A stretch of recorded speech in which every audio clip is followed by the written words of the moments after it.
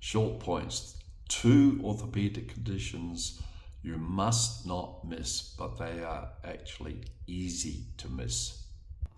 Compartment syndrome of the forearm here. The muscles here are encased in the sleeve. They can swell after a fracture and after an operation. With that swelling, the blood supply to the muscles disappears and the muscles die. So you're left with a useless arm.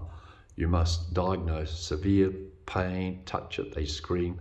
Then you do a fasciotomy, release the sleeve so the muscles are not swelling in a confined compartment. It can also affect the muscles of the leg, usually below the knee. And you have to release the sleeve here, multiple incisions at the front, at the side, and around the back. Very important to diagnose extreme pain on touching it, and then do the fasciotomy, the operation. Next condition is cauda equina. It's when you get a rupture of the discs here that go to and put pressure on the lower sacral plexus. That causes paralysis of the bladder here, the bowel, and movement of the foot.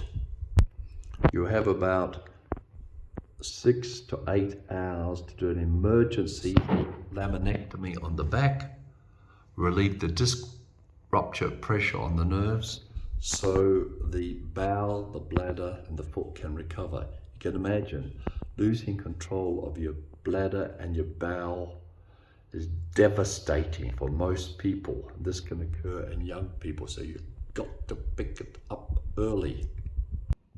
How do you pick up cauda equina? Well, there's a back injury. The patient may actually have painless loss of bladder control. So you feel the bladder, abdomen, it's full. Your underwear is dry because they're not passing any urine. They have numbness around their anus and numbness around their genitalia, and they have paralysis or lack of movement of the foot. So cauda equina can be quite subtle in its clinical presentation, and it requires emergency surgery, and if missed or delayed can be devastating for your patient. So there's 2 conditions not to miss and have early treatment, early surgical intervention: compartment syndrome and cauda equina. Thanks for listening.